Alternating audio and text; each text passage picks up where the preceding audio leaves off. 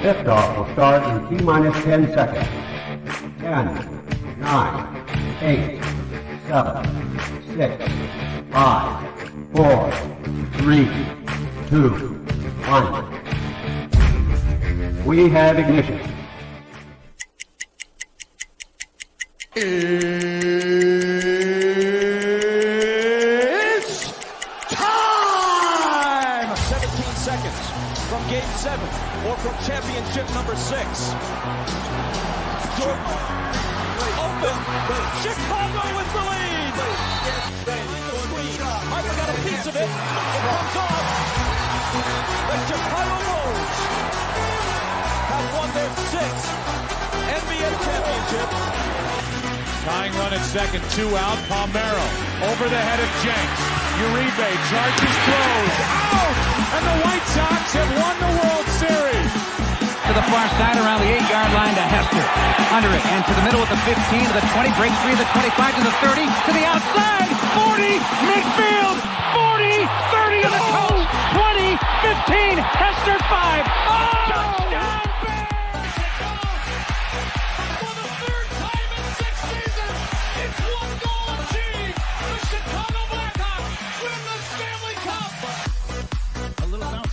Toward Bryant. He will glove it in front of Rizzo.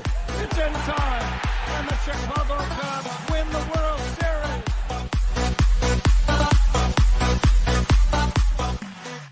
What up, what up, what up? Welcome to Shawn and Maya in the morning on this Hump Day edition. I'm your boy, the SuperBack, Shawn Sierra. Thanks for tuning in. If you're watching us on Facebook Live, well, then I guess you follow us on Facebook. And if you're not following us on Facebook, what? Go to Facebook, type in Sports Zone Chicago, click the like button, and now you're following Sports Zone Chicago. Simple. But wait, there's more. Go to the show's page. Go to Shawn and Maya in the morning as well. Like that page, so not only will you be following Sports Zone Chicago, but you'll be following Shawn and Maya in the morning as well. If you're following us on our YouTube channel, excellent! And if you're not subscribed to our YouTube channel, for real, come on, man. Go to YouTube, type in Sports Zone Chicago, click the subscribe button. It's free, so don't worry about it. $3.99. It's always good. All right. So click the subscribe button, but also click the notification button. That's the little bell next to it. And that'll let you know anytime a show from Sports Zone Chicago is going live. You get it? You got it? Good. Now, if you're watching us on our mobile app, I like that kind of party, baby. Listen, if you don't know we had a mobile app, come on now. What is wrong with you? What your problem is? Listen, wherever you get your ass from, and it doesn't matter. It doesn't really matter where you get them from. Just go there. Type in Sports Zone Chicago. All right, download it. Take us with you on the go. So not only do you get Shawn and Maya in the morning 3 days a week, not only do you get our other live shows throughout the week, and not only are they archived there like they are on Facebook and YouTube, but I'll tell you what, we give you a slew of articles thanks to my man Clarence, Council the Third. Big up to Clarence for keeping you abreast of all articles Chicago sports related. Now, if you're watching this on a Roku channel, yay, I like that kind of party, baby.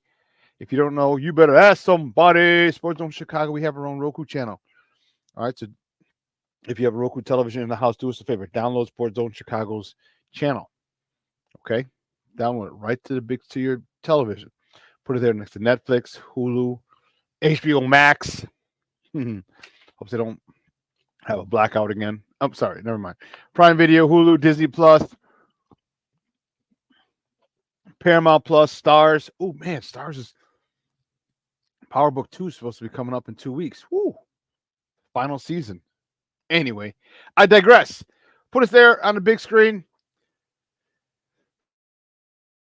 Put us there on the big screen. Hell, watch us on the big screen because we're on a big screen, right, Mickey? Vicky, now. You can also tweet the show. Tweet us at Sports Zone Shy. That's CHI at Sports Zone Shy. Now, if you want to follow me, just me personally online. You want to know what I did? Well, let me tell you what I did. I made it nice and easy for you folks. Nice and easy. One handle for Facebook, Twitter, Instagram, Snapchat, and TikTok. All one handle at the Shawn Sierra. If you want to follow my lovely co-host, Maya Akai, you can follow her on Facebook and Twitter and at the Sports Chica. If you want to follow her on Instagram, follow her Maya_Kai. It's MAYA_AKAI. Man, we have a great show for you, but I need you to get interactive with us. So whatever platform you're watching us on, whether it's Facebook, YouTube, or mobile app, leave a question or comment on that platform. It'll come up in a thread. We'll put it up on the show, on the screen, incorporate it into the show. And that, my people, is what makes this the best morning Chicago sports show around. And that's you. All right. So keep them coming, baby. Questions, comments, smart ass remarks, because ain't nobody scared over here. Like The Rock said, don't sing it, just bring it. And let's see. My goodness, the chat is jumping.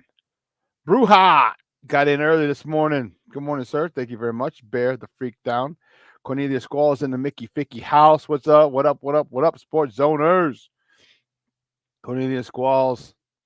Lavette Lee is in the house. Good morning, Mama. Thank you for tuning in. I appreciate it. Thank you very much. And my man Armando Emeterio Jr. My man Junior's in the house. What's up, Papa? Thank you so much. Oh, orale. Jay Grizz is in the house. Jay Grizz. Good morning. Mi gente. All my people's in the struggle. Yes. Patty Lara in the house. Good morning, Patty. Thank you for tuning in. I appreciate it. And that's what I'm talking about. Oh, my little niece, Monica. Well, she's not little. Monica, thank you for tuning in, Mija. I appreciate it. Thank you very much. Good morning to Jeremiah as well. All right.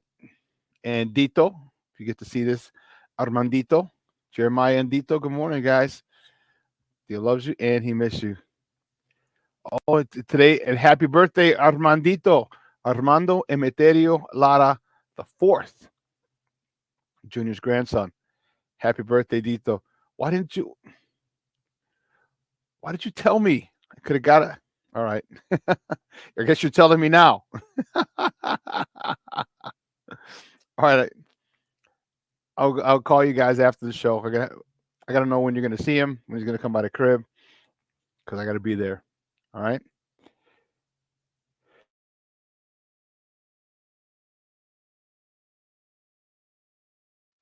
Pardon me, guys. Pardon me. So Armandito's fourth birthday. That is awesome. 4 years old. Time flies, man. Holy cow. Ooh-wee. Man, listen, we have a lot to talk. What was going on yesterday? What was going on yesterday with HBO? HBO Max. Do you realize this is how neurotic Chicago Bears fans are?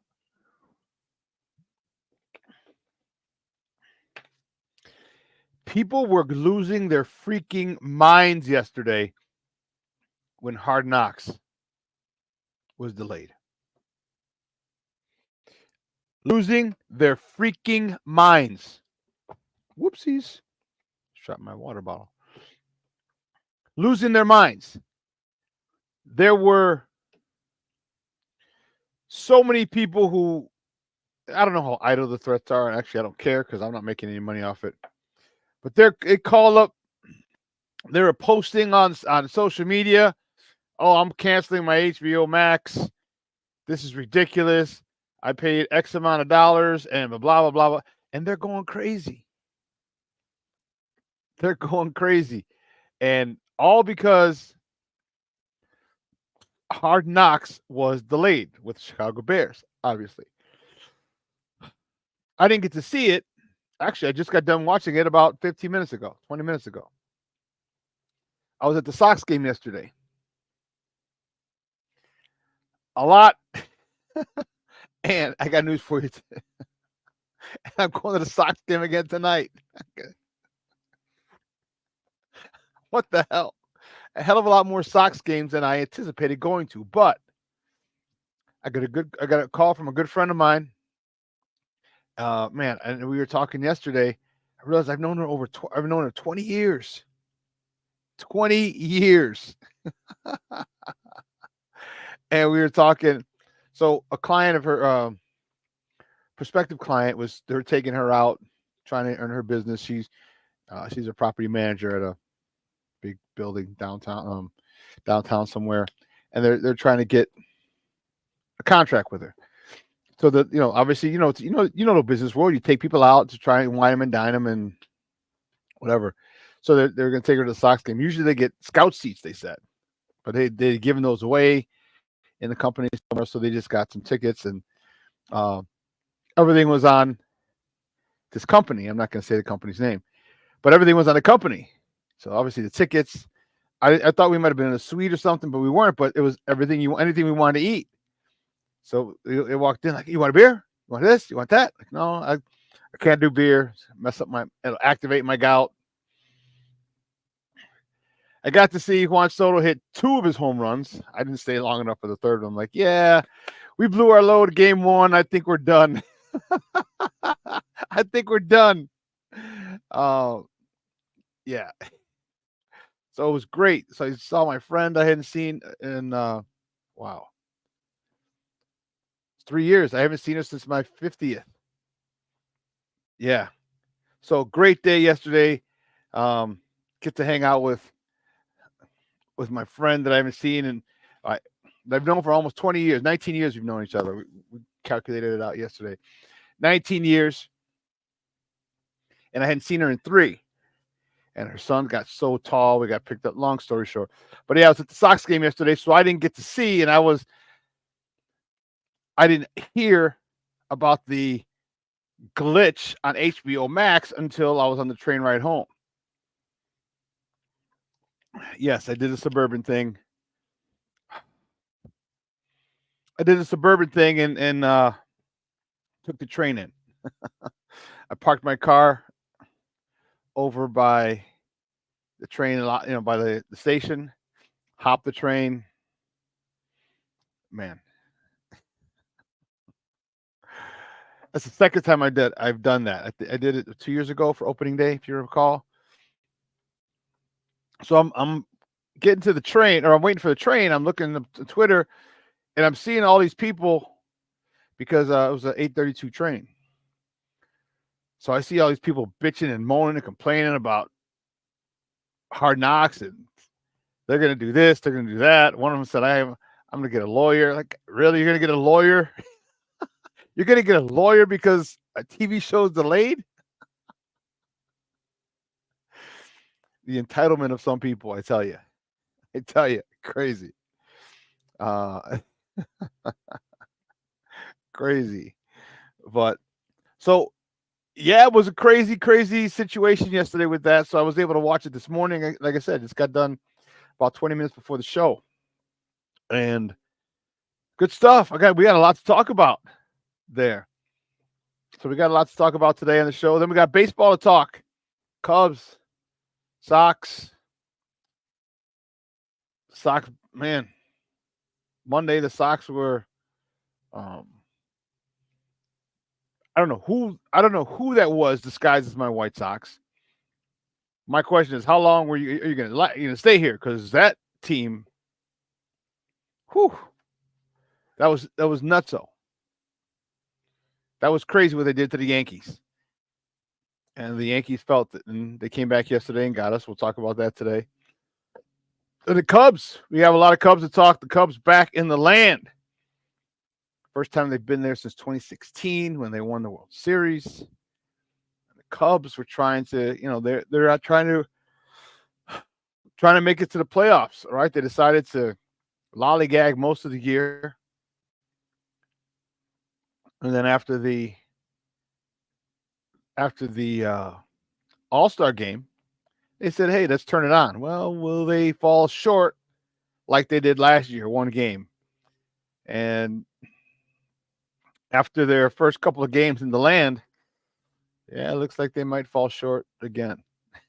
We'll talk about that. And the Sky, we got Sky to talk. The Sky is back, baby. They are back. Hiatus is over. The All-Star game, the All-Star breaks, All-Star/Olympic break is over. Sky get to resume their season now. And I'm looking forward to seeing Caitlin Clark. I'm really looking forward to seeing Angel Reese and Camila Cardoso. Okay. For a couple of reasons. One, they haven't stopped playing. All right, they have not stopped playing. They've since November. I mean, you're going on literally.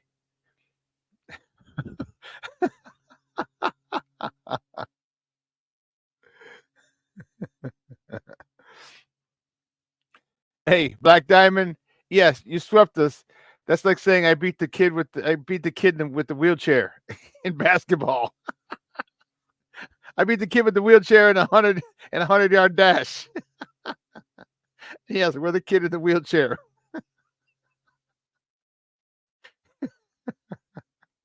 Not a big accomplishment, Black Diamond. Not a big accomplishment. I think you would agree with that. You did sweep us. But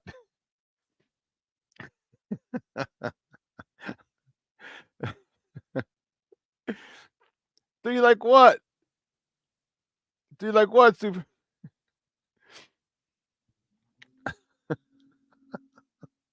What do you mean? I'm gonna do you like that, Papa? What are you talking about? King of Book of Worlds in the house. Good morning, Papa. Black Diamond's in the house talking ish. That's what I'm talking about. See, and this is why I love doing this. You know, the bonds we make, dude, that's hilarious. The shit we get to talk to each other. And that's what makes sports so fun. You know, the Cubs are, for a second, the Cubs are we'll talk shit to the Cub fans. They'll talk shit back. And then we're like, yeah, but we do really suck. And they're like, yeah, you do. And we just roll with it. All right. Some people take it too far. But that's what people miss the most. See, if you've never played sports, let me tell you. Yes, I miss the touchdowns. I miss the blocks. I miss the the actual play. The actual play on the field. I miss it. All right. I think Junior would corroborate my story. I miss that. All right. The way Junior would block for me, the way my other linemen would block for me. My fullbacks, Tony Bell with the Chargers and Mark Micah with the Thunder. They did. Good morning. And I did my verbal exercises before the show today as well. And Tony Bell with the Chargers, Mark Micah with the Thunder. It's those times I miss the game a lot, but I miss hanging with the guys. I miss getting to practice and watch it. Just getting there and so you catch a conversation, you jump in the conversation right away. All right, that conversation will go into practice. Then after practice, we're talking ish. The parties after, That's right. That's right. UNITY. That was Big Ike. And I miss that. And it's so there's nothing like it. Because then we get lives. I mean, even guys who are married with kids, like that was the time they got away from the wife and kids. That was the time, and not that they didn't like their wife and kids. I mean, well, I can't speak for everybody. So what I'm saying is like you're able to be you again. You didn't have to be dad. You didn't have to be husband. You know what I mean? You got to be you, and you got to hang with your people. With guys. With guys. Guys love hanging out with guys. You know what I mean? We love hanging out with guys. And that's the part that I miss the most. With the Chargers, we'd go party at other brothers. And the things that we have and what they're showing on Hard Knocks, which is pretty cool, is like you're starting to see some of those bonds. All right. Like you saw Keenan Allen and Jalen Johnson talking shit to each other, but in good fun. Like, it wasn't malicious, but because they understand iron sharpens iron. They understand that if I'm busting my ass making you look bad, guess what? You're doing the same for me. We're gonna be better when we're facing teams that don't know our tendencies.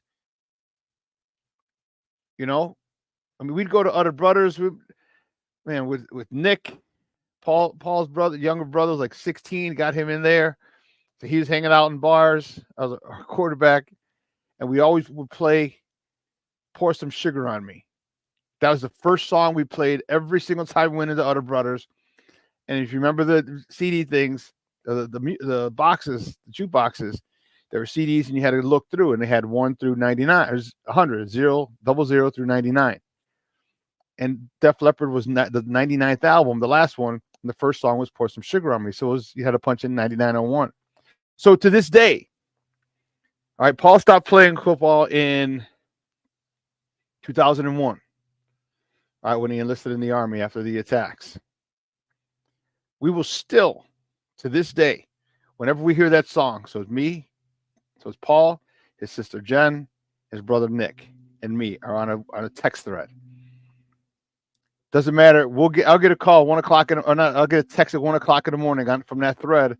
It'll say 9901 bitches, and it means that song. So one of us is hearing that song someplace. Those are the crazy, crazy things that we miss about football or sports, if you've ever played sports and been on a championship team. All right. Stuff like that still goes on. That was 2000. I told you, Paul, we won a national championship in 1999. So that's 25 years ago. Okay.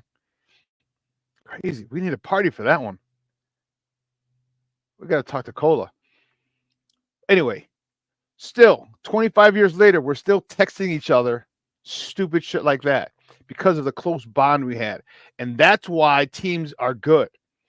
That's why I have a lot of confidence and faith in the Chicago Bears team, because you see the actual care that they have for each other. You know, when Coach Quinn and Coach Schaller, God rest both of their souls, as Coach Schaller just passed last week, he talked about loving your teammates. And we didn't get it at first. I mean, that was the mid 80s. We're like, what are you talking about, Coach? As we got older, and as I moved to high school, and we were really good at my senior year, like, we loved to hang out together. And then I got to college, and my first 3 years in college, we went 30 wins, 2 losses, and 1 tie.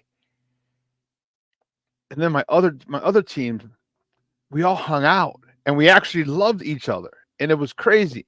And I'm starting to see that with this Bears team a lot. You know, I'm starting to see it, and they're talking, and you know, it was really great how Keenan Allen's like, one of the beat writers posed a question about, you know, Jalen Johnson giving him, you know, problems. He's like, yeah, he goes, something's going wrong. He goes, you know, every time he goes, these guys go, but I'll get him tomorrow. And he did. He caught a nice touchdown pass over him. But that's the type of mentality that breeds champions. You go hard at each other in practice. It doesn't matter. All right, you go hard, and that's the thing that makes players great, because you know, if you, especially if you believe you're one of the best players, and I always thought I was one of the best. I always felt I was the best running back in any league I ever played in. Okay, I always felt that. Didn't matter who was in there. You know, Derek Walker would beg to differ. Pernell Moore would beg to differ. But I always thought I was the best running back in the league. Okay.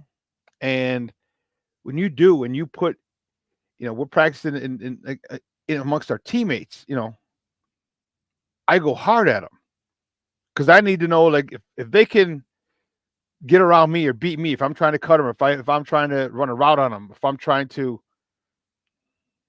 score on, whatever the situation, if I get the best of them and they come back at me and get the best of me, I am more than confident they'll be able to get the best of anybody else. That's the thing that I miss. And that's the thing that seeing with this Bears team is they truly, truly enjoy hanging out with each other, being teammates. And that's a great sign. That's a great, great sign. You know? Jay, what's up, Papa? One of my teammates was a groomsman at my wedding. Chemistry morale is something is not given enough credit in sports. You're damn right. You're damn right. I was the best. Let me just say this. I was the best man in both of my fullbacks' weddings.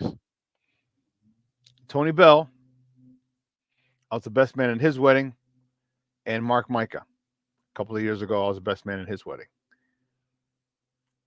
Those bonds, and I would not have been named. I was named MVP with the Chargers in '99.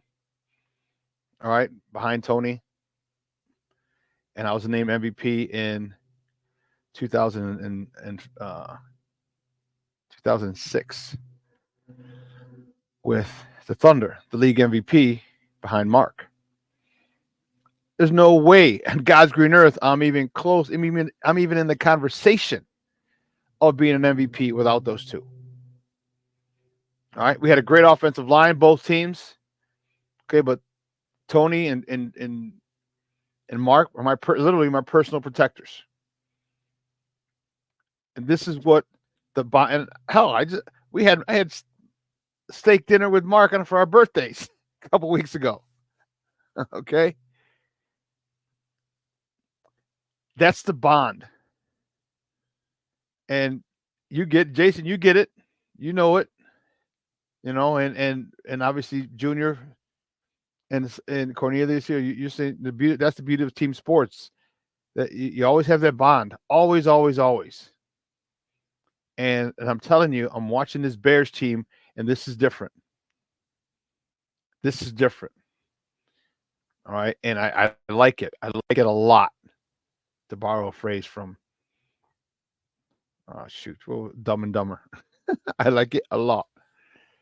What I'm seeing is the genuine care for each other. And again, you might not, if you've never played sports, and especially if you've never been on a championship team. Okay, but even some teams that never won championships still have that bond. If you've never been on it, you might not get it. Okay. But that's what I'm seeing. And that more important, more than anything else, because the thought of letting your teammates down was the worst feeling in the world.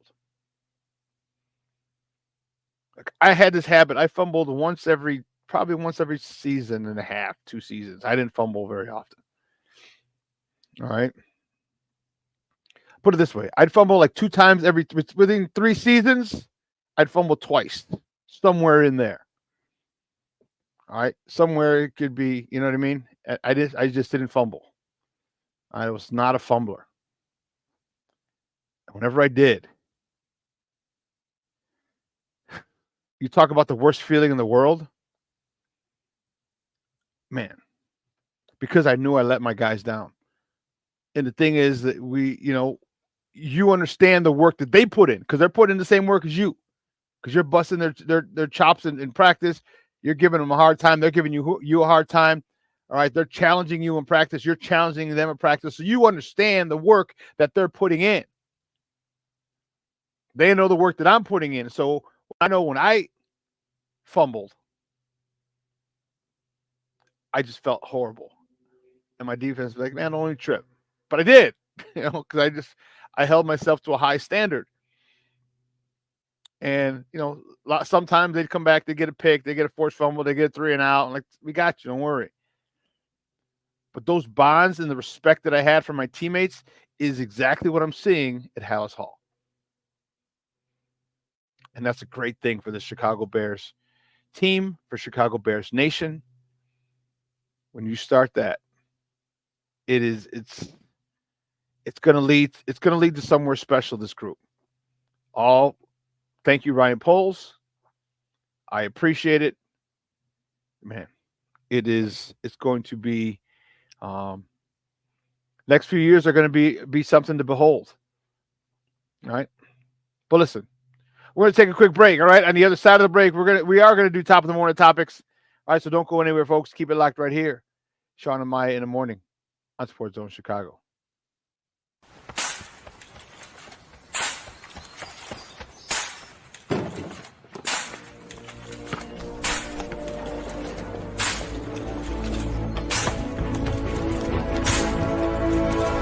Move it!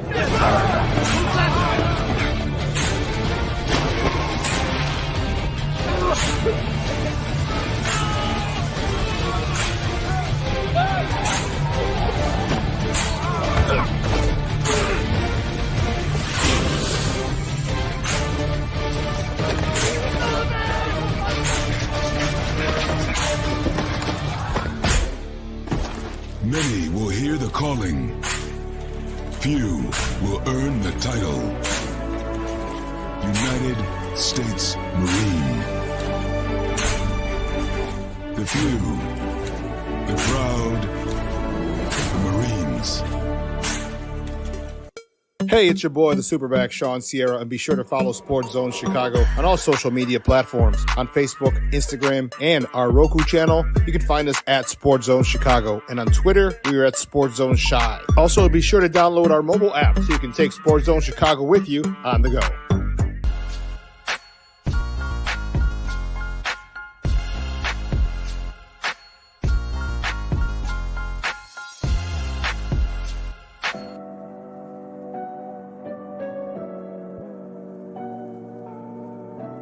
How do you take care of your mind health? For my mental health, I meditate in the mornings. I have my dogs. They're the best. I just find ways that help me just relax. Finding things that make me happy, like being close to my family. I meditate a lot and read books. I have hobbies outside of the game. I'm able to switch off. I'm able to turn my brain off from the game of basketball. Your mind health matters. Your mind health matters. We are looking for a few heroes, mentors, trailblazers, innovators, a passion to change lives, spark curiosity, open hearts, and awaken minds, help students answer the question, who am I? This could be your calling, but this is no job.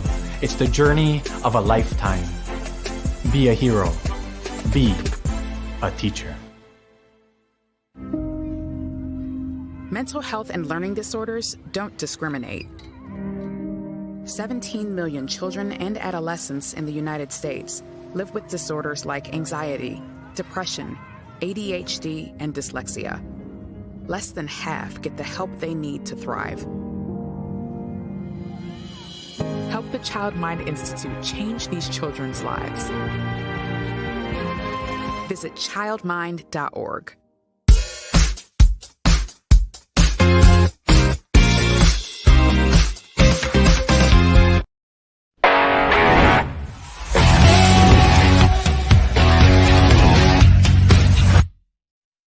Top of the order coming up with Verdugo. Tapper to the right side. Cannon is there to cover. And he gets himself out. 3-2 coming. Called strike three. Outside corner fastball. Frazier Ellard. Switch hitter batting right. That curveball hung up there.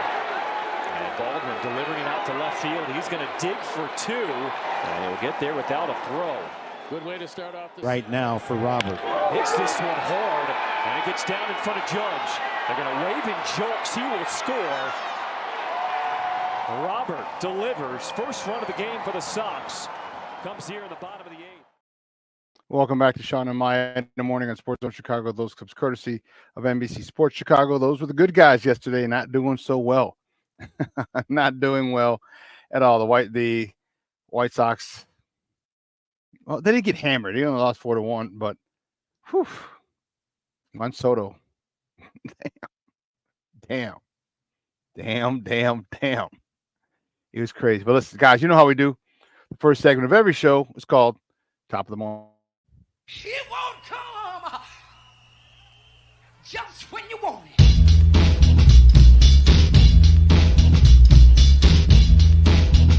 Top of the morning to you. Top of the morning to you. Top of the morning to you. First top of the morning topic. Start with the good guys. We'll start with that, baby. The White Sox. That was a rough one. But you know what? What are you going to do? All right, the White Sox fall to the Bronx.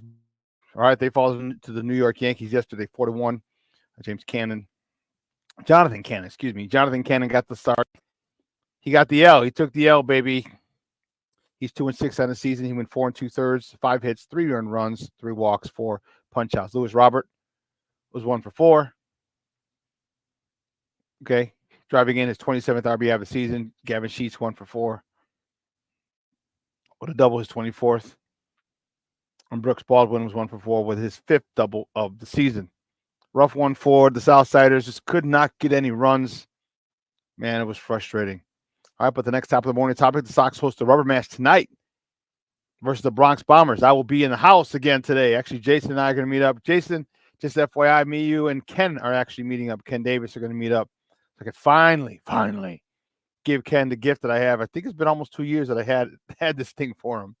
But anyway, the rubber match tonight against the Bronx Bombers. First pitch is at 7:10 tonight, Central Time.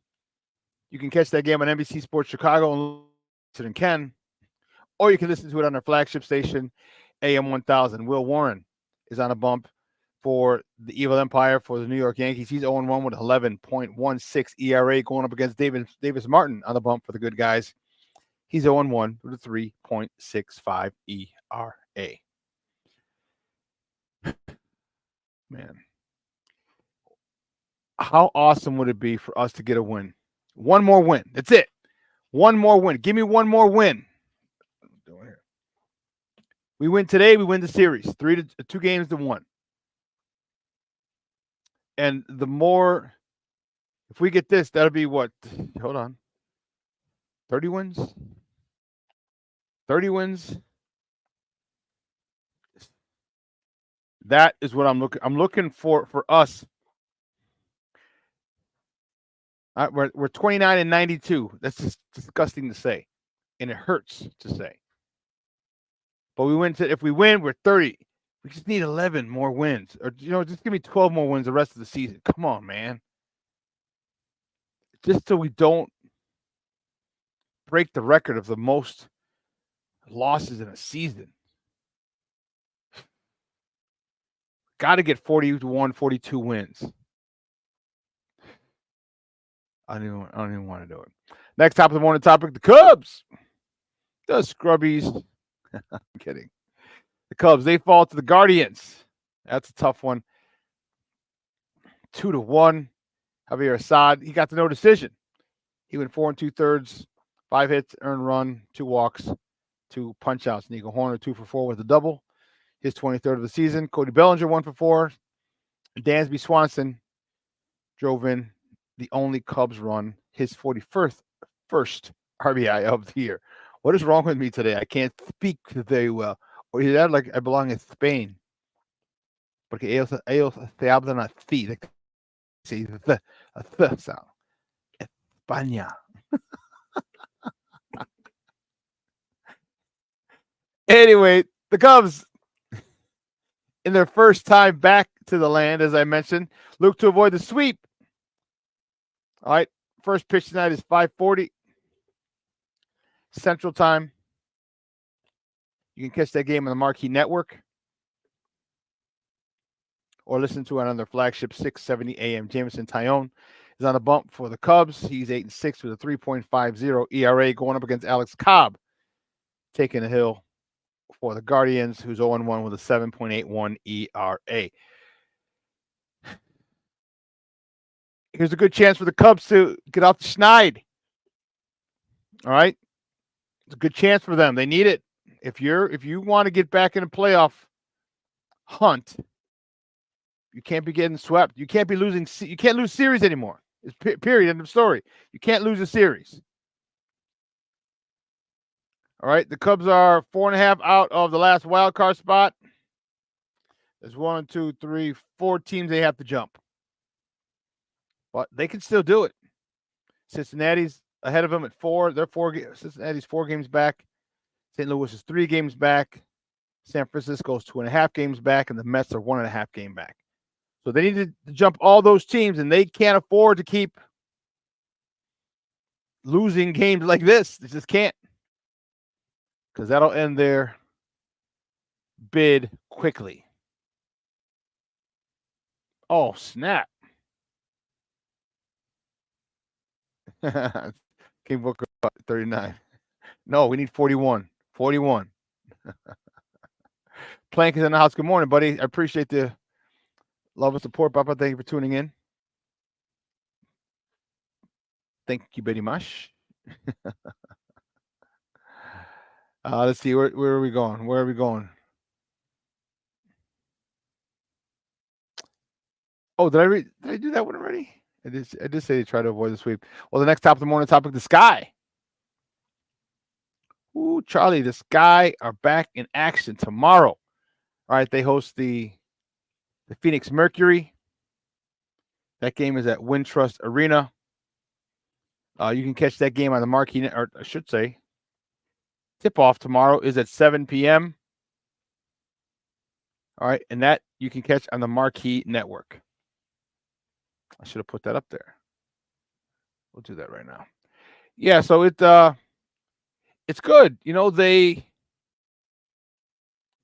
had that time off for the All-Star game and the Olympics. Now it's time to get back to work. Okay, now it's time to get back to work. This is actually one of the best things that could have happened for our girls. Where's it? Here it is. All right. One of the best things. Right now we're 10-14. We're not very good. However, the one thing that I'm excited about is the fact that they had rest. Okay? Our two stars are well rested. And I know Angel Reese was out there a little bit and doing her thing, and it's cool. Camila Cardoso. All right. We're talking about girls who played deep into the NCAA playoffs in March. Then within 2 weeks, they had the draft. 2 weeks after that, they were in camp, and their season started. So they're working on no rest from September. We're going almost on a year of basketball. And they got a 2-week hiatus. And I think that is awesome. You know, I think that's going to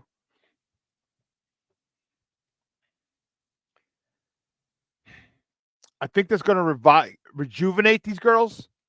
I think it's going to give them the edge they need. And let's not get it twisted. All the other teams are rested as well. The other teams who have some youngsters, they get to rest as well. But listen, with the dynamic duo of Angel Reese and Camila Cardoso, I like that. I'll take our chances. King Booker World, you're talking about the Sky, if they're going to get their own stadium? Is that who you're talking about? Because if that's who you're talking about, they're not going to get their own stadium. They're getting their own practice facility.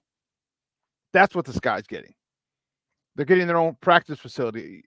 You're familiar with the South Side, aren't you, King Booker World? So right by Midway. Yeah. Yeah, so right by Midway, there's a crazy border for Chicago. So if you go down Cicero and you hit 65th and you turn down 65th Street, or once you hit 65th and Cicero, the southwest corner of 65th and Cicero is not Chicago. That's Bedford Park. If you go down 65th Street, the north side of 65th is the city, across the street on 65th, and this goes all the way to Harlem. The south side of 65th Street is Bedford Park. When they have Wintrust Arena has a new facility over there, a new sport athletic facility. It's a big indoor field. You can play football in there, softball, volleyball, of course, the whole nine. It's beautiful in there.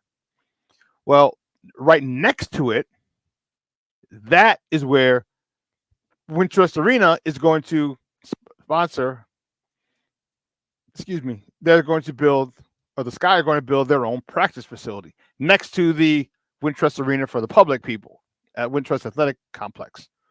So, Jason, it's the old Mafia border. Well, now there's so much you know about. I mean, so many hidden secrets about the city. It's awesome.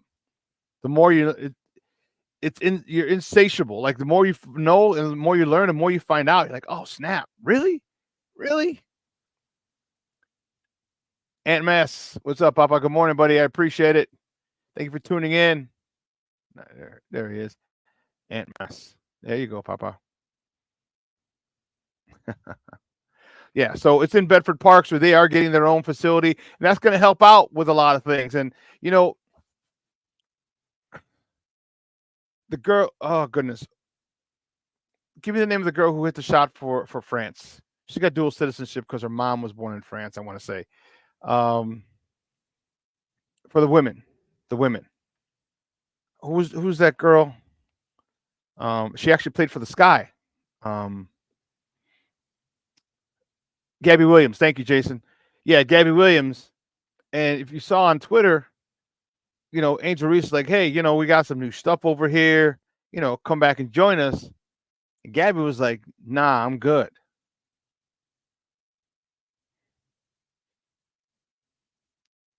Nah, I'm good. You know, the crazy part about that is, and this is where organizations, how you treat people goes a long way. And if you don't think players talk, you're nuts.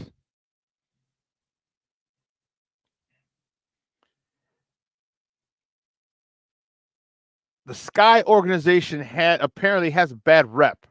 And part of it was James Wade. He was the coach and head coach and general manager. And then remember, he left beginning of the season. Just don't get me started on that one. Take a job with the Raptors. Well, he could have just waited to the end of the season last year, but I digress. You know, and you see what the Sky are doing. It's not like Gabby doesn't see that they drafted Angel Reese. It's not like they drafted Camila Cardoso. Not like she doesn't see they hired Teresa Witherspoon. They got a new GM. It's not like she doesn't know this, but for whatever reason, she's like, nah, I don't want to go back to the Sky. Sky has some work to do. Okay, they made a big dent in repairing their reputation by announcing the building. Let me get shovels in the dirt first. But it's supposed to be started this fall. So within a month or two, it's supposed to start. Literally shovels in the dirt. Chicago's the third largest market in the country. Okay. And the fact that they did not have, well, one, they're not sponsored by the Bulls, which kind of, but it's Reinsdorf, so I don't even want to go there. That's a whole nother show in itself. All right, because a lot of the other teams are sponsored or partnered with their NBA team, the city that they're in. We're not. The Sky are not. But to not have a practice facility, for them to go to what was the old the Berto Center. It's where the Bulls used to practice up in Lake Forest. No, Deerfield. Okay.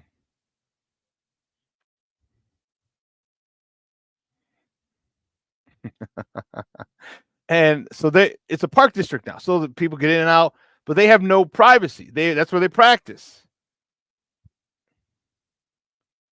Jason, Gabby was the second guest we ever had on What's Up Cuz in July of 2020. The Sky's reputation is earned, is all I will say. Dude, that's great stuff, Jay. Great stuff. So now the Sky yeah, Junior, you're right. Sky has a lot of work to do, and they're doing a good job. But it's tough. I'm not saying it's easy. It's tough. All right? It's tough. And they're taking a huge step with building their facility. Because that's why Kalia Copper left. Like, we got no place to stay. Like, we got to share a park district with people. We're the WNBA champs, and we got to share a park district of people. Like, we can't even leave our shit here. We got to bring it in a bag, and then we don't have our own. The training room's not ours. Like, there's no privacy for them. These are professional athletes. That's why Kalia Copper left. And now, all right, Angel Reese, Camila Cardoso, new GM, new head coach. All right, now the work really begins. Now they have to try and get that stigma off, the stench of James Wade off of that sky. So other free agents or other players, free agents, are willing to sign with them. And I think that's great. So now you can figure out where do they want to live. Like, they can live over in Clearing Ridge, Garfield Ridge or Clearing. All right, take I-55 in, get off on Cermak, hang a right, and you're at the game. I think it's a phenomenal thing. I do. Once this practice facility gets built. And now we got to keep supporting these girls, these ladies, women. We got to keep supporting them. All right. They're making a big boy move, building their own facility specifically for them. Awesome. Now let's keep supporting them. And they got to keep winning. And with people like Angel Reese and Camilla, and I'll tell you what, the coach, I don't know, there was somebody coined a phrase. It was, I don't remember how. Let's see if I remember how it goes. Oh yeah, coaching matters. Somebody coined that phrase. When you get a good coach like Teresa Witherspoon, who gives you a lot of tough love. When you're an athlete, you want tough love. And let's be honest, Angel Reese loves it. Hell, she came from Kim Mulkey. Teresa Witherspoon was coached by Kim Mulkey as well. Different schools, same coach. Teresa Witherspoon coaches just like Kim Mulkey, and this is why I think her and Angel Reese get along so well. She pushes. She demands. Good stuff. I'm excited about it. I'm excited about where these young ladies can take this sport, this team, and how popular it can be in Chicago, especially among the young girls. And you know what? Young boys as well. Because they're the last team to win a championship in this town. And athletes are athletes. It doesn't matter if it's a female athlete or a male athlete who's dealing with basketball. Basketball is basketball. Ball's got to go in the hoop. You got to box out. Got to make free throws. All right, it's the same thing. Young boys can look up to these ladies as well. And I would argue that they're better role models because of the fundamentals that they use. They're not blessed with, they don't have the ability to dunk all over the place and hit these crazy, well, no, some people have crazy three-point shots. Caitlin Clark and some other people. But the athleticism, the strength that they have isn't comparable to men. So they're not flying around, dunking. All right, grabbing stuff high off the glass. No, why? Their game's closer to the floor, so the fundamentals that they play with are impeccable.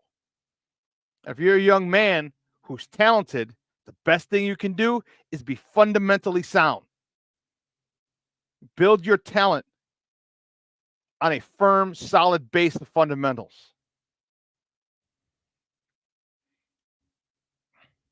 Anyway, I'll get off my soapbox. Oh, man. The Bears, baby. The Bears will host their only preseason game this year on Saturday versus the Bengals. Kickoff is at high noon. You can catch that game on Fox 32 or listen to it on their flagship AM 1000. That's ESPN 1000. Another really cool thing about that is this, that the Bears will host a joint practice with Cincinnati today at Hallis Hall. They're going to get into it, baby. Fresh meat. And that is, Let me tell you something. In the words of the poet laureate Fire Marshal Bill, let me tell you something.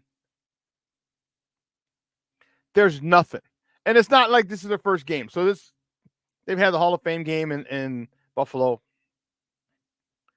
But there's nothing like hitting another body, another person. Tired of going against the same people in practice, same guys on your team day in, day out. You know their weaknesses, they know yours. You know their strengths, they know yours. They know how to take advantage of you. You know how to take advantage of them. I like the fact that you go and you get another team of fresh meat, and you can do some things. You can work on some things. You know, the spin move that doesn't work with our guy because he knows it. This guy might not recognize it quickly or as quickly. All right.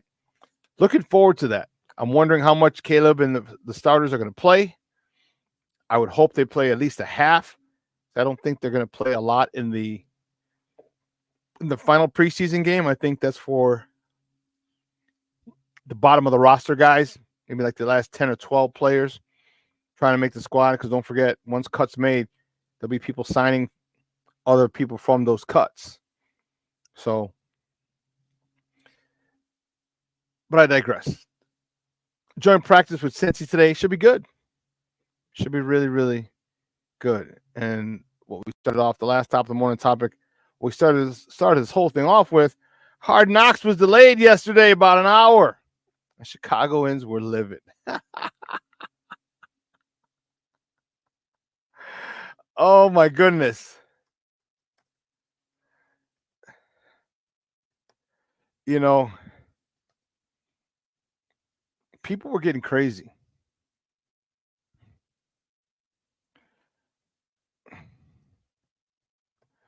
Like I said, I didn't get to see it.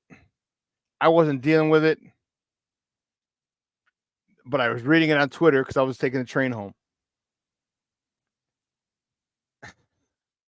People threatening to cancel the subscription. But you're going to cancel it anyway. After Hard Knocks, after the Bears, you're going to cancel it anyway. That's what I'm doing. That's what I'm doing. Canceling this shit anyway. It's the only thing I watch on HBO Max or Max. And I don't have time to watch TV. But anyway. Yeah, it was crazy. All the things you heard on, or you read on social media, it was funny. I was a Packer fan that works at HBO. That's about right. That's about right. Because they know what's coming this year. They know.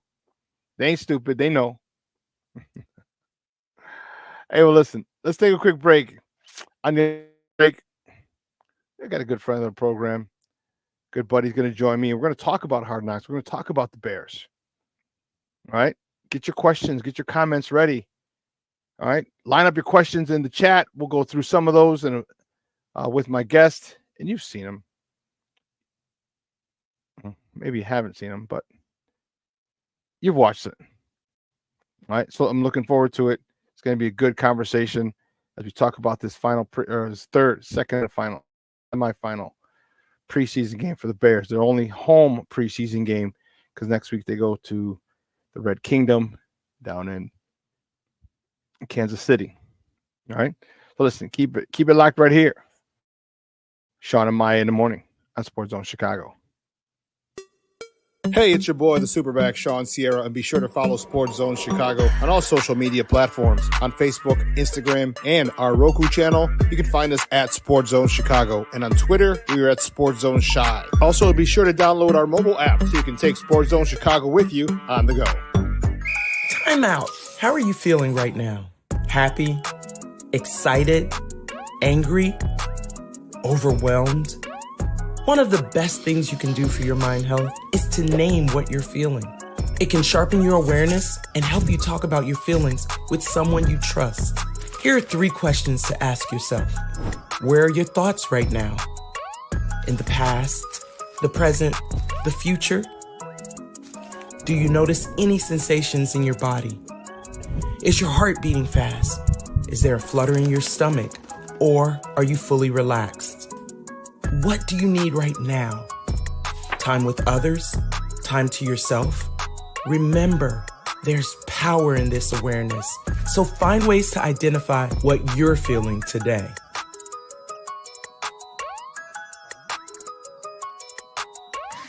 Hi, guys. Hey. Hi, Megan. Hey, Jessica. Megan, you're a tramp. Brian Fitch told me you guys made out. Everybody knows. He said your breath smells like garbage. And he almost puked. He says you're the most desperate girl he knows, besides your mom. How many boyfriends does she have anyway? Lots? Your makeup makes you look like a clown. That zit is huge, zit face. Ugly.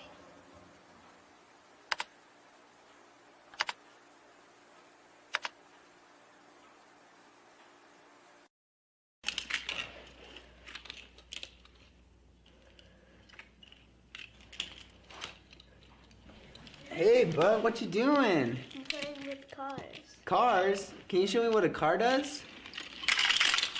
Whoa, whoa, whoa, whoa, whoa. Hold on a second. First of all, this is a school zone. So you need to put down your cell phone, stop texting, and let's get to driving. Now you're coming up to a stop sign, right? You need to slow down and stop before you hit that Y line. I want you to look left, right, left. You don't want to get hit by a car going on your left and to your right to make sure you don't get sideswiped by a guy coming from your right. You're coming, and you see a crosswalk. You better slow your horses down because the #1 rule of driving is always yield to pedestrians. Now stop, pull over, and you are done driving. Gosh, what do they teach you kids in school nowadays?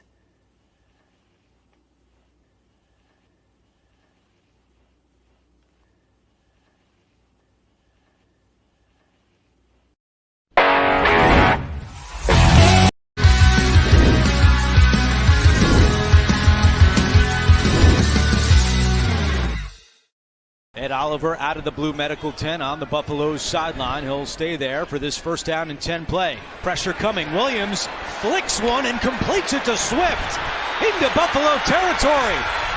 And he's tripped up around the 20-yard line. And his kick is good. Less contact than he did throwing the football. Pitches to Herbert, running left, turns the corner, and another Chicago 1st down. The Bills Wall of Fame, Steve Tasker. Williams, play action, fakes it. Smoot doesn't buy the fake this time, but Williams connects. What a throw by Caleb Williams. Play clock at 1. Williams takes the snap out of the shotgun, steps up, he's going to run it. Williams off to the races. 1st down and more. And as he learned. Welcome back to Shawn and Maya in the morning on Sports Zone Chicago. Those clips courtesy of Fox. That was Bears. Orchard Park. Fired up about it. Let me tell you, I was fired up. I was fired up, baby. Football's back. Football is back. And let me tell you something. We're all better for it now. Trust me. Trust me. My guest today, I'm excited to have him on. It's a good friend of the program. Good friend of the program. You can catch me on his show throughout the week as well. You can follow him. You know what? Let me double check because I literally just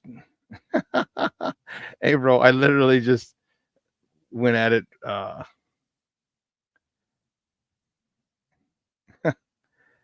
Yeah, it is. All right, just making sure. You can follow him on Twitter at Nomad Networking. Guys, it's welcome back to Shawn and Maya. Nomad. Nomad, what's up, Papa? How are you? I'm not feeling all that good today, man. I tried some of that hot dog flavored ice cream yesterday, man, and that's just the ice cream museum something needs to happen to somebody who's managing that place. That's just terrible, man. Hot dog flavored ice cream, man. Really? Come on, man. We're going to get a little crazy, Chicago, man. We love our hot dogs and all that, but the ice cream, man, we got to stay out of there. Dude, I saw that on Hard Knocks, and I'm like, I'm not trying that.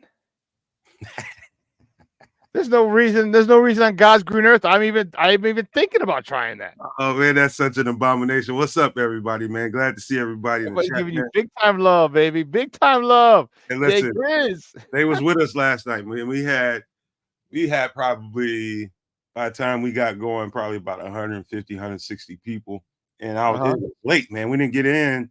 We didn't get on until like after 10 o'clock because of the whole snafu with Hard Knocks, man. They better count their days, man, because I bought that subscription thinking that, all I wanted was Hard Knocks out of it. But, me and my girlfriend, we like the binge shows and all that different stuff. There's some good stuff on there. But trust me and believe me, that thing's getting assassinated as soon as Hard Knocks is over. You and me both, dog. And we'll be getting a whole bunch of things. We miss you. Come back with the bundle. 100 things for $3 a month. No thanks.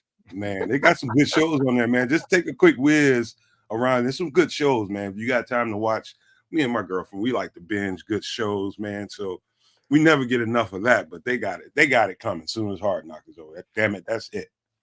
Yeah, Plank is saying it looked disgusting and look on DJ's face. That was it. When DJ's like, damn, I'm on camera. So Oh, speaking of Plank, by the way, man, I gotta go back to school and learn to read. So Plank reached out to me and said, hey, get better, Plank, because Plank got a bad case of COVID and he's been down for about a week or so. Oh, damn. And, he reached out to me and I thought he was offering tickets to the Cincinnati game Saturday. But what he was offering, because he can't go because he's not feeling good, was tickets to practice today. And so I got to learn how to read, man. I got to go back to school, dude. Reading is fundamental. That's what they say. What's going on, though, man? So talk about this. Again, one of the things that I did not like, I'm not a big fan of on Hard Knocks, but I get it. I understand is that they're constantly showing Caleb talking to Eberflus. That's annoying to me. Eberflus is not developing Caleb. I don't need to see that conversation. I could give a rat's ass about that conversation. Excuse me. I give a rat's ass about his relationship with Shane Waldron. I need Shane Waldron coming up, and I need to see him and Shane Waldron talking. Shane correcting Caleb. I don't need to see that. Your thoughts on them always showing Caleb and Coach Eberflus, Caleb and Coach Eberflus, Coach Eberflus and Caleb. Your thoughts? Well, it's funny, man, because we had a show, I think sometime last week, and I was talking about that. And, he's the head coach and he has a right to, develop a relationship, see where Caleb is at, spend time with him and all that. But I know Matt Eberflus is a D coordinator. I to be honest with you, you're right about that. I like to see more time spent with. I know we're just getting edits of what they're actually doing, and they spend a whole lot more time than we know about anyway. Mm-hmm. But I'm of the mind that like leave that alone, coach. Let the offensive coordinator keep his hands on him and let him be the loudest voice that he hears. I know you're a head coach, but yeah, I don't. It's not bothering me, but I would like to see more of how, but maybe they want to keep that a little bit secret. You know what I mean? Some of the conversations with him and, what he's doing fundamentally to keep Caleb where he needs to be. Maybe they don't want all of that in it. Maybe they're having something to say about that. Let if you're going to talk about Caleb and a coach, you want to put some of that in. Let's have these conversations with me and him in there. I'm imagining that Coach Flus has and the front office has a say in what's coming out. Yeah, and that's a good point. That's a good point. But just let me make it. It just seems like, pardon the landscapers as they go right by my building, by my window. No, that's a good point. That's a good point. But what I was talking about, and reiterate or give me your thoughts on it, and I have an idea of where they're going to be. But I talked about one of the things that I'm seeing on this edition of Hard Knocks. All right, there's a lot of camaraderie, strong camaraderie amongst this team, and I love it because of the fact that I said I've coached them. I've played on many a team. I've coached many a team, and I've played on many championship teams. And I've coached championship teams, and the one thing that I'm seeing is the way that these guys actually like hanging out together. You guys actually love being teammates. They actually they love each other, And the way that Jalen Johnson and Keenan Allen are going at it in practice, and then coming up like, damn dog, you got me. All right, I get you. Don't worry, because you can't push. All those things are what makes are what make championship teams championship, is because of the fact that they actually care about each other. Talk about that, because I felt it, and I'm kind of thinking you might have experienced similar situations. Man, it's a whole lot of nostalgia when I see this stuff. Yes, yeah. It's a whole lot of, man, Shawn, it's so much nostalgia. It's like I'm getting feelings coming over me thinking about how it was, last time I was in an environment like that. But you got to give the credit to the coach, man. I've been saying this for as long as a couple of years. Even when I was back at the bar room, I'm noticing that kind of thing. And that comes from coaching, just plowing that field and sowing good seeds from the very beginning and building it like that. So that started when they got here. We're just now seeing the flowers of it. They've been taking care of the land. They've been taking care of the plants, and you can see the growth. That's a whole bunch of effort and emphasis being put on that when those guys got here. Now we're just now seeing, thank God for Hard Knocks this year, because you can see why that is. To me, it's pretty apparent. You hear Flus talking about that all the time. You hear Poles get up at the podium, and they talk about this stuff all the time. The way these guys are bonding together, doing team bonding exercises. That kind of stuff pays dividends later on. And you're starting to see the results of it. I just get all kinds of giddy because I know what can come of that. The strength that they have together and how they care about each other is just going to emphasize how much they play for each other. And so I'm telling you, there's some greatness to that. There's some greatness that comes out of that. And that's the kind of stuff that I think if Bears fans really, really pay close attention to, that's the kind of shit you get excited about. Excuse my language, but that's what you get excited about, knowing how tightly wound these guys are and the talent level to match the intensity of the bonds. And so you got both of those things going together. You got some good coaching, some really good coaching going on. I'm really excited about Eric Washington and what he's bringing to the table. I'm telling you, I see nothing but really good, possibly greatness coming out of this, man. Seriously, I do. I'm not just blowing smoke. Yeah, one of the things that I really liked is, watching, well, like, first of all, like my guy Junior could tell you, like Junior and I were teammates, and man, we had so many different, and the one thing I said was when I started the show, I was like, yeah, I miss, breaking tackles. I miss plowing over a DB or a linebacker to get in the end zone. I miss all that. But I miss hanging out. I miss the bullshitting before practice that'll lead into practice, and the coach like, hey, stop it, because we're in a little joke, you know what I mean? That's gone into practice. And then the after practice, or when we're drinking after practice till, or we would go to a bar. And then when with the Thunder, we'd hang out outside the stadium. We'd be between the stadium and like the Park District thing, and then till 2:00 in the morning. Game ends at 10, and we're in the parking lot till 2:00 in the morning.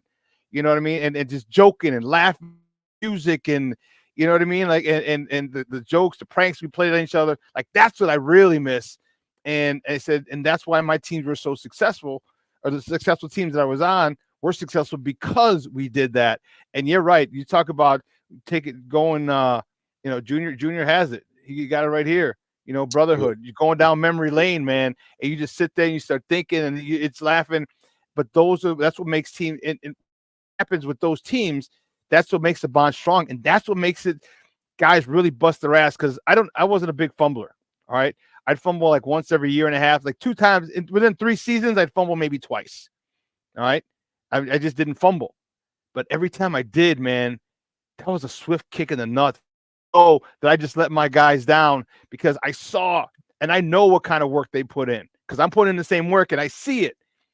How talk to me about that? Like if you ever let a guy score a touchdown on you or whatever, how did you feel? Like, because of the work and the bond that you had with your teammates? Because you became the weak link in the chain, in the strong chain that you all have built. Everybody has an assignment.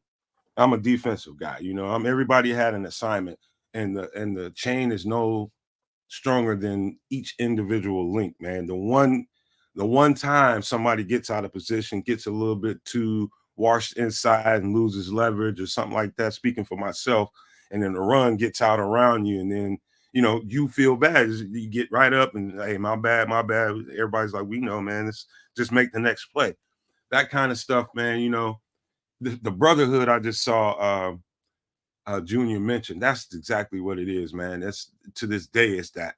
You know what I mean? It is the funny stuff that goes on in the locker room. Hey, man, you stank, man. Get in the shower. You know, that kind of, you know what I mean? It's just some of the stuff that, like, they hear people like us talk about this, and people that didn't get a chance to have those experiences, they look forward to hearing us talk stuff like that and tell those stories. It is very real, man. You saw those locker room interactions, on-field interactions. It is very real. They'll carry that stuff with them forever, and they won't ever forget it. But it's all of that stuff that comes over me when I watch this stuff. That's what I get from it more than anything. Watching the little nuances and details of how they're excuse me, how they're putting everything together is one thing, but watching the strength of those bonds, I know how much it's just going to flower. It's just going to flower in a big way, and we're going to see the manifested results of that coming up soon. We're going to start to see the results of that, man. I'm telling you, it's about to be special in Chicago. That's exactly what I said. Look at Junior being a smart. And this is the funny thing. Junior's like the biggest smart ass I know. He's like, Shawn will get the ball. Us linemen will block with our eyes on the ground looking for the ball from Butterfinger Shawn.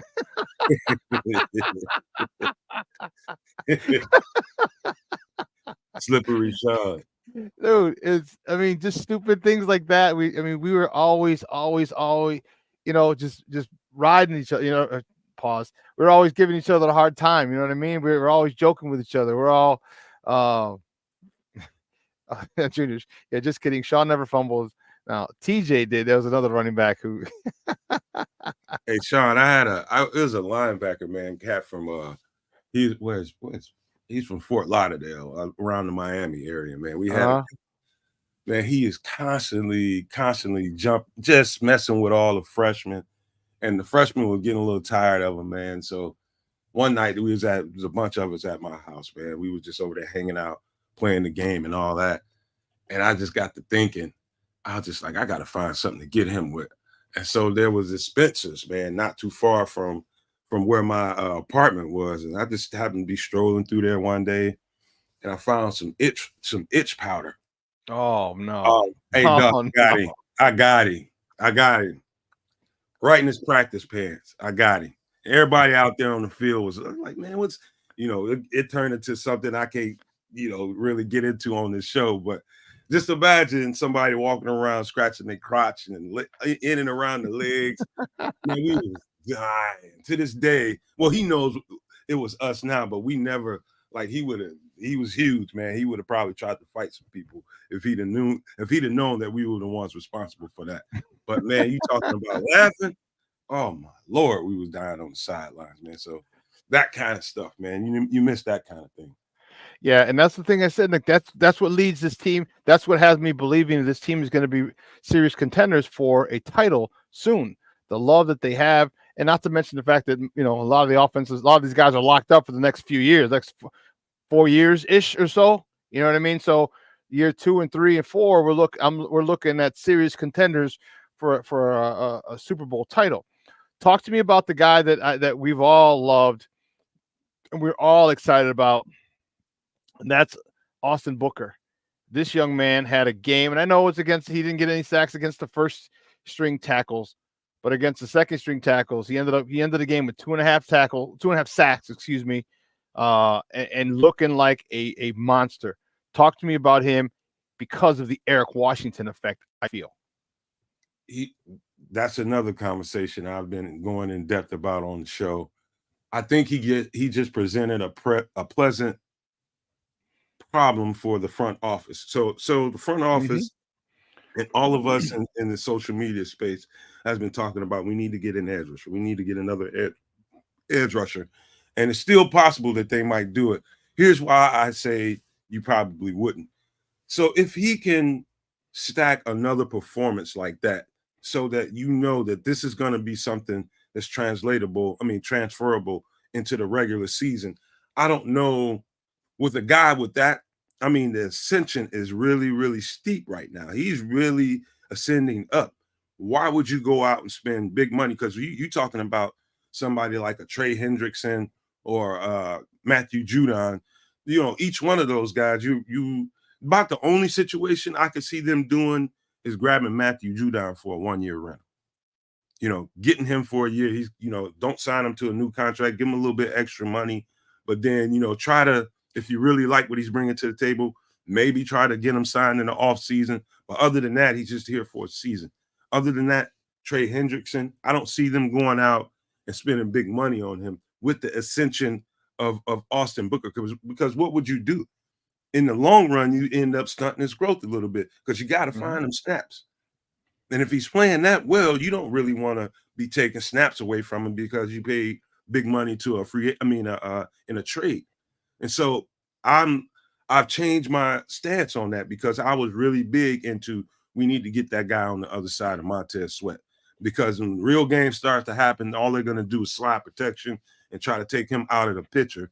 But you got to have guys that can win one-on-one. And I'm starting to see the emergence of not only the rookie, but some of the other pieces we picked up. You know, so I'm pro leaving Austin Booker and flowering his growth and working with the guys you have in there.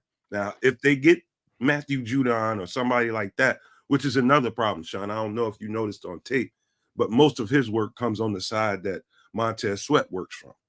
Not to say that he can't go to the other side and give you good work, but that's majority. You see his highlights, that's where you see the majority of his good plays come from.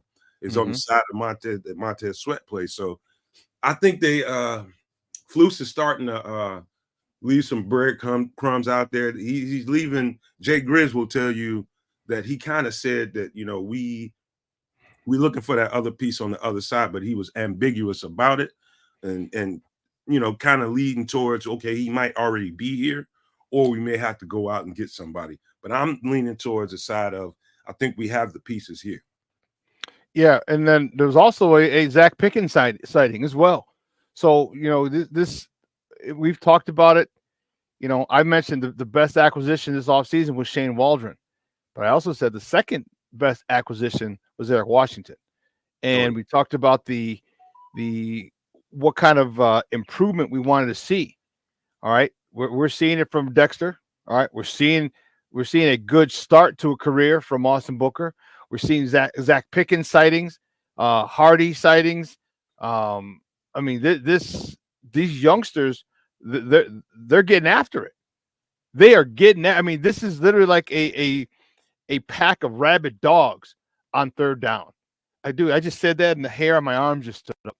Dude, that's how excited I am about this group. And we've talked about it on this show. We talked about it on your show as well. The Eric Washington effect, how he gets the best out of his players. And Lord have mercy, that's got me so excited because that means more money, more picks for the back seven. And we know those guys. You already saw, you know, release the hounds of the Baskervilles with a pick six on Saturday. I mean, there's gonna be a lot more of those things when quarterback's moved off a spot, when he has to throw a second early, has to throw a second late. That's a whole bunch of problems. You as a DB know you love when the quarterback's got to throw it a half second early or a half second late. Mm-hmm. And if you watched the presser the other day, I think it was yesterday. Yeah, I think it was yesterday. Dominique Robinson came to the podium. D-Rob looking like a Greek god, man. Yes. And so to me, I think what happened was I think that Eric Washington came in and evaluated that front and all the pieces that we had. And I think they individually made plans for him. And in the offseason, the walking, you know, the walking instructions for Dominique Robinson is you got to come back muscled up. You heard him talk about this in his when he came to the podium. You know, in situations last year when he's trying to set the edge, let's say the guard comes out to kick him out, he's just blasted out of that play because he doesn't have the weight and the strength to really hold his own in there. And that's different now.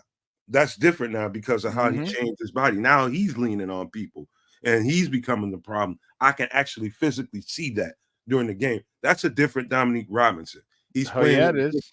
He's playing with a different hellfire in his mentality. That's all All of that's attributed to Eric Washington. You saw the positive feedback he gave to Austin Booker. He got the sack. He went over there and told him, he said, hey, don't be happy with that. Go out there and get 2 or 3 more. That's the sense of urgency that he's bringing to the table. And you can see, I can literally see the tangible difference watching this stuff up close in the defensive lines play. I mean, it's a lot more urgency, a lot more emphasis on getting off the ball and playing fast. That's a stark difference from what we had going on last year. I'm telling you, he is going to be worth his weight in gold. Speaking of Eric Washington.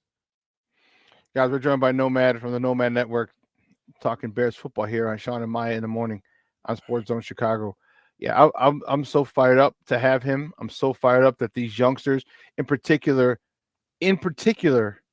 Austin Booker, gets to have him as a coach his rookie year and going on at least for the next couple of years. All right. When you have good coaching to start, once you level up from high school to college, grammar school to high school to college to pro, the coaching you get initially at that level is paramount. It is paramount. Talk to me about why it's paramount and how you don't, if you get bad coaching, how long it takes to undo that bad coaching if you get good coaching. Because it's all not, you know what I took away from that whole episode, what stuck with me, and I spoke about this last night on the show too. I took away from how they emphasize, how HBO emphasized reps, and how in order for you to, even in the conversation Rome was having with those kids, you just keep repping. And that's how you transfer, all the work into greatness. You get really good at doing what you do. It's not nothing you have to think about when it comes game time. And so coming from a high school when I didn't really get coached the way I needed to, and so I was more or less coaching myself, teaching myself more than anything else. We get some coaching, but most of the stuff I was just learning on my own, different footwork habits, tendencies. I had to flush all of that when I went to school. And when I went to school, you had coaches that literally will take your cut-ups of what you did in drills and when you're doing scrimmages, and they'll cut it up for you and show you exactly what you need to do better and how it helps. Washing that muscle memory away takes reps. I mean, rep on top of rep on top of rep to get those bad habits of sticking your foot in your mud when you're backpedaling and you want to step and drive into a ball that's in the air. How to do that, it takes a certain technique. Sitting down while you're doing it. All of that kind of stuff comes from rep. And it comes down to really, really good coaching to be able to emphasize that and help you get better. And so that's what I took from that. Yeah, and it's, what I love. I've been very, very fortunate, Nomad and people, and I've said this plenty of times on my show. I've been very fortunate to have great coaches from the beginning of my football career. All right, I had Coach Quinn and Coach Schaller. As I told you, they both just passed. Coach Schaller just passed a couple weeks ago. Rest in peace. But those guys, they taught us to be men, in grammar school. They did not allow us. Oh, I don't feel good. I don't this. They treated us. We're talking 5th grade, 6th grade. All right, which is why when we were 6th grade, we won the Southwest Conference Championship. When we were in 8th grade, we won it again, both times undefeated. And they set the foundation. Then I go to high school and I had Coach Angston, rest in peace. He was a tough, old school, tough as nails, son of a gun, ask no quarter, give no quarter. That type. Then I go to somebody was out here talking about they didn't feel good. Better take your ass over on the sideline, stick a finger down your throat, throw it up, and get your ass back out here. Yeah. Then in college, I had Coach Duffner, who's a linebacker coach now for the Bengals. All right, and I've been very fortunate to have great coaches. And Eric Washington is a kind of coach that I would love to have played for because he was demanding, tough love, demanding. And when you do well, he's on you. He's supportive, but the one thing he never lets you take a breath, never lets you exhale. Like there's more work to be done. This is good, but there's more work to be done. You could have had a couple more sacks. You could have had this, and you start believing, like, you know what, you're right. I could have. And when you start building life and breathing life into, this is just teaching, and this is just, the same thing as being a parent. You start breathing life into your players and your child. You see the great things that they can do, and that's what Eric Washington is doing to this D line, life into him, saying you only got 2 sacks. You're good enough. You missed this one. You missed that one. Then you're thinking, you know what? You're damn right. I did miss it. I did because I took the wrong angle. I didn't did. It's amazing what he's going to do for this team, and I'm excited to see this defense as a whole. As a whole, we didn't even talk about the back 7 yet, but as a whole, this defense is going to be something that ain't gonna be nothing to mess with, dog. And that's the thing that's got me super, super excited. Talking about the defense as a whole. Shawn, I'm telling you, and I only know this because my college team, after I left, but I was there in the building while we were building this championship team. And championship teams have fingerprints and characteristics on them, you know. And I'm not blowing smoke to the Bears fans because I want people to get excited, but I do want people to get excited because I see the characteristics and what Shawn and I are talking about right now. You can see stuff like that. You know, you have to be around those elements in that kind of environment to know what championship characteristics look like. And it starts real basic fundamental stuff. That's where it starts. And you can see the emphasis being placed on it. And you can see it being transferred from coaching into the actions on the field. Little stuff that turns into championship habits. You know, I see the characteristics and the fingerprints now. These guys are going to bring us a championship or 2 or 3. I don't know, but I'm telling you, I see the characteristics right now being built into this group of guys, man, and it's just going to get stronger and stronger and stronger. I'm telling you, I think the Bears are going to be kind of scary.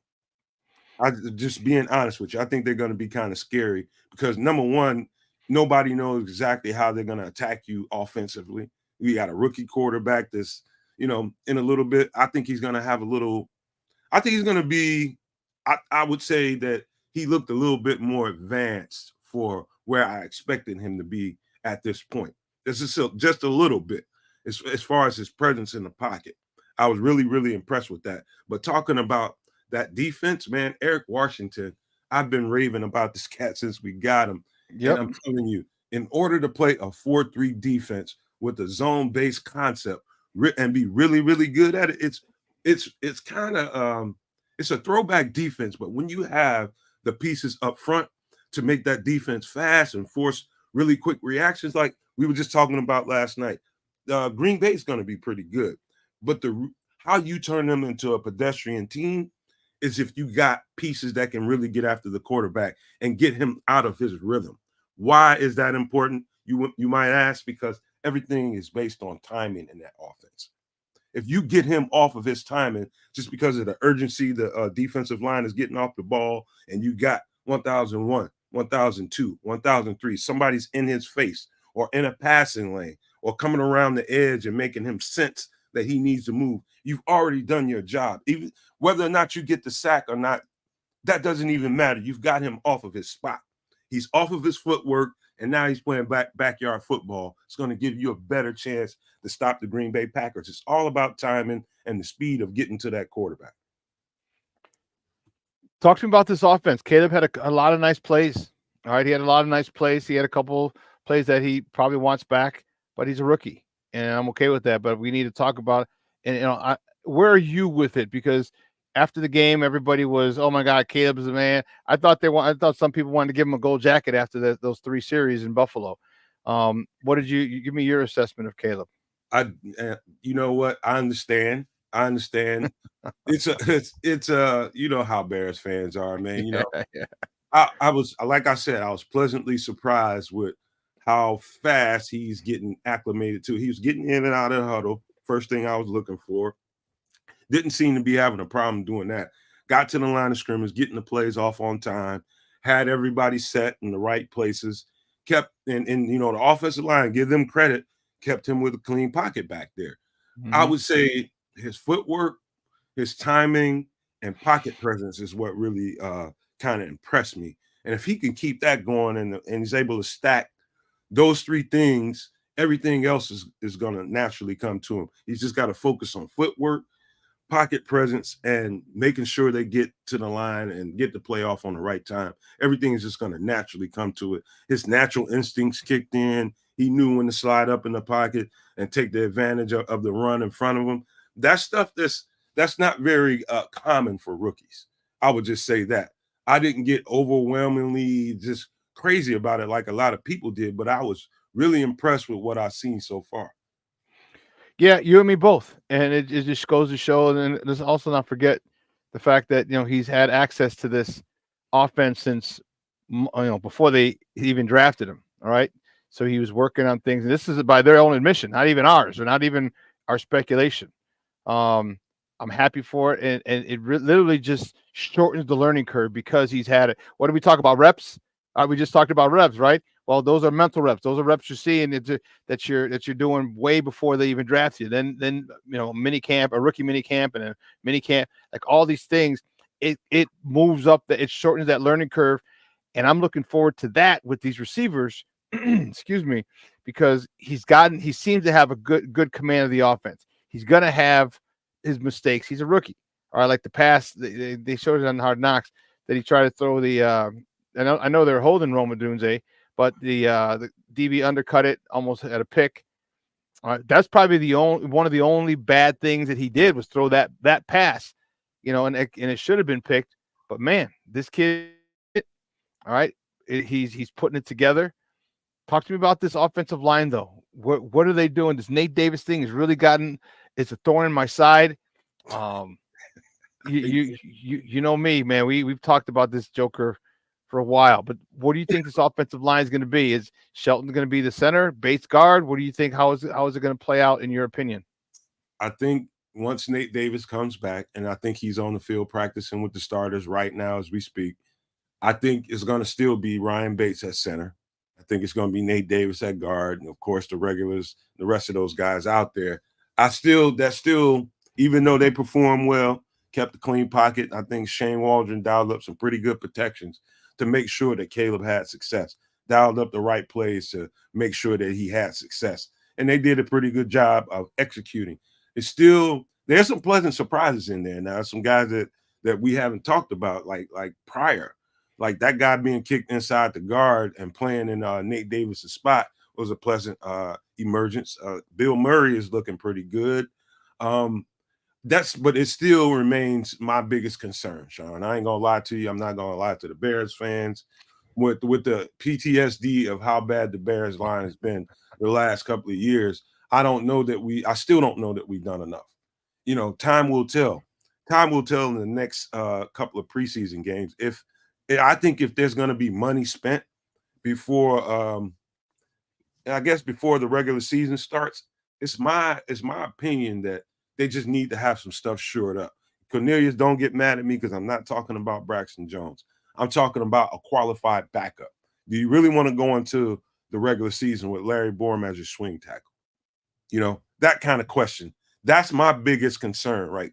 Just making sure that we have a quality, damn near starter level tackle to swing both sides of the ball. I think we're pretty good on guard. I think we got some decent guards to kind of fill in spots if they need to. I feel good about that. Feel good about the center spot too. It's the tackle and making sure we have a qualified backup to swing both ways. Your thoughts on oh goodness. Just forgot his name. Tevin. There you go. Tevin and him in the contract year. Your thoughts on him? Like you know how I feel about him. He's a nasty dude. When you have to tell a guy to stop putting his defender in the first row and just put him on the sideline, that's the kind of guy I want to run behind. So I love his mentality. But give me your thoughts on him and how do you think he's going to play in the contract year? He is he's key. He's part of, to me, he's the attitude of that offensive line. I think him and Darnell Wright kind of started, and it kind of festers to everybody else. So your thoughts on Tevin as the season draws close? The temperament that he brings to that front, it's you can't really buy that.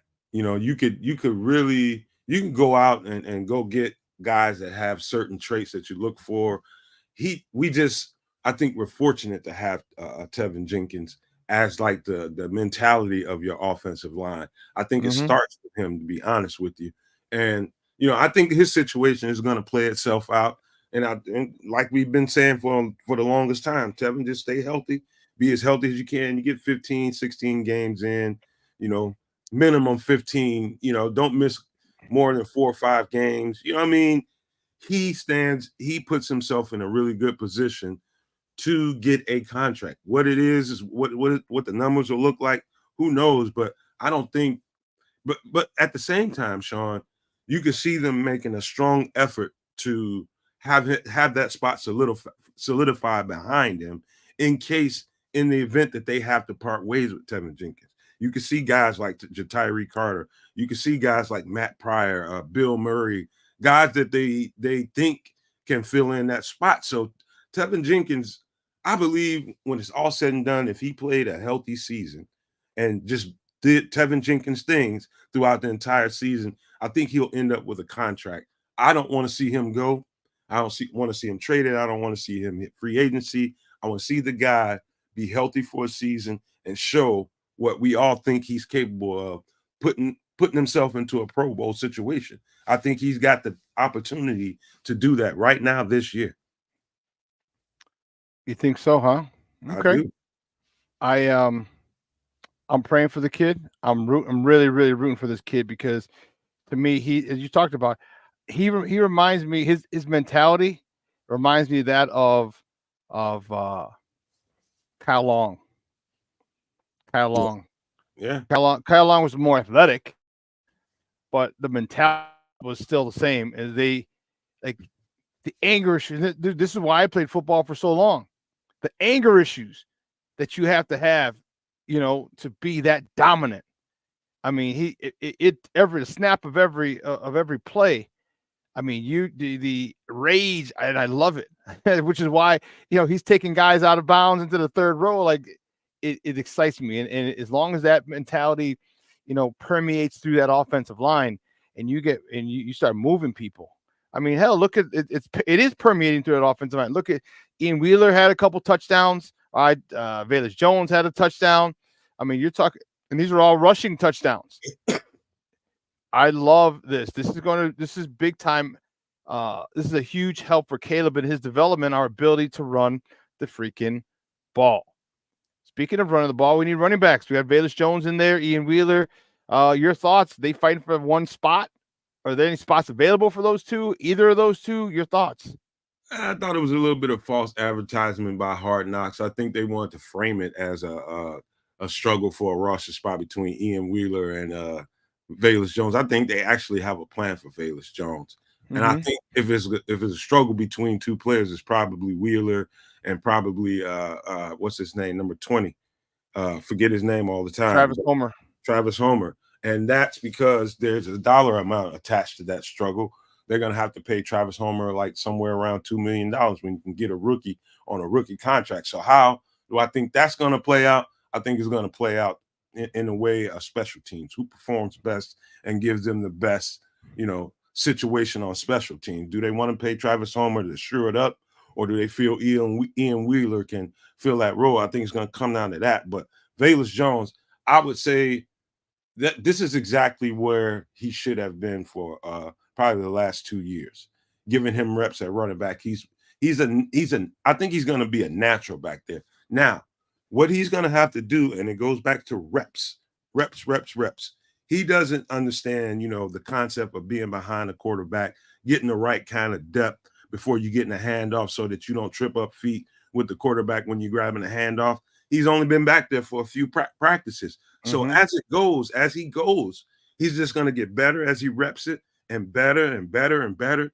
And then you're going to see this guy's going to pop and make plays, and it's going to be probably one of the more pleasant surprises this year, what they're going to be able to get out of Velus by using him as a weapon. They won't just, singularly run him out of the backfield. They'll still line him up in spots just to give defenses fits. What are they going to do with him on this play? What are they going to do with him on that play? So we have a creative mind as an offensive coordinator that's thought outside of the box and is trying to figure out how best to apply a weapon that is Velus Jones. And that's exactly what he is. He's a weapon. But the RB room, had a lot of conversation coming in there last night about especially kids. He feels like we should trade Khalil Herbert. I don't know what the hell you think you're gonna get out of Khalil Herbert right about now. You know, with teams going into camp right now, everybody's healthy. What are you going to get out of Khalil Herbert other than a 5th round pick? And the drop off, Shawn, and I don't care what anybody says, but after Swift and after Khalil Herbert, I think there's a steep drop off in that running back room. I really do. And so I don't think you're in any position to be trading Khalil Herbert right now. I think you play the year out with him, be glad you have him on the roster, and see what, the end of the season brings you. Do you feel like you want to sign him, give him a couple more dollars, or do you want to draft again and see if you can get somebody to replace him? I think that's where that is. So would you use him like Percy Harvin? He talked about him being one of his guys. He grew up his favorite player, but so you use him like Percy Harvin, and is that what Shane Waldron does? I think that's exactly that's how you envision it. It's Velus Jones. You got to think about it this way. You got to go all the way back to when they drafted him. And, you can look at Velus Jones's traits and tendencies, and you can see he's not naturally a hands catcher. He's not a natural receiver, but he's a hell of a explosive piece, and you can get a little bit of a performance out of him at receiver. But if you use him in a way that, hey, let's just get the ball in this dude's hands, let's get the blocking scheme correct, give him the best opportunity. Let's bring a guard to come out and kick out in front of him and make it real simple. Hey, when you see this guard jump out in front of you, that's your lane. That's your key. That's when you go. Make it really simple and get the ball in this guy's hands. And I think Chicago, it's going to be a lot of people eating crow if they can get that kind of performance out of him, make it simple for him, get the ball in his hands. I think Percy Harvin is the perfect cutout of a player as far as an example goes of what you can get out of Velus Jones. Well, I hope they do, and get him 6 to 8 touches a game. I think that would be more than enough. I mean, you give me 2 first downs out of those 6 to 8 plays. We're cooking with gas. You know what I mean? Like and especially when do they come? Because the fact of the matter is that every time he touches the ball, he's a threat to go all the way. Whether he like it or not, he is a freaking threat. And that has to be accounted for every single time, because you don't give him that respect, and it's beep beep, he's gone. So I love that about him. I do. I love that about him. I just wish he's one of those guys. It seems like he didn't play in a lot of sports. And it's frustrating. Like I see him super fast, but I don't know. It's interesting. He's just, for me, it's interesting. He just glitches. He glitches when he sees the ball in the air for some reason. Yeah, and I didn't see it at Tennessee. It's just since he's gotten here, there's some kind of glitch with him, man. But I'm telling you, this is another little piece that I don't know that people pay close attention to, but you heard Tyler Scott speak to it. And it's Caleb throws an easier ball to catch. You probably heard me say this before, Shawn. That makes a difference. Justin was a fastball thrower, accurate fastball thrower, but a fastball thrower. And that's not the easiest thing for guys that don't have naturally strong hands to be able to deal with. It takes a little bit of time to get adjusted to his types of throws. Caleb throws a really nice touch ball and a really easy ball to catch. And so that's a difference between last year and now, just knowing that he throws the kind of touch ball that makes it easier for the receivers to catch. You'll probably see that kind of stand out too. Yeah, that's true. That's true. So what are you looking forward to this week? All right. What are you looking? Are you looking for them to play a whole half? All right. And then the last game be kind of relegated to the bottom, to all the guys fighting for his team, for the last 10, 12 roster spots. How long do you think these starters play on Saturday? Be honest with you, Shawn, I'm going to shock your underwear off. I don't see them playing at all because the Bengals they're not playing their starters. So I don't know what the starting offense gets outside of Caleb just needing reps. I don't know what the starting offense gets out of playing against the backups and guys that's trying to make the roster. So I think they're going to find out everything they need to know.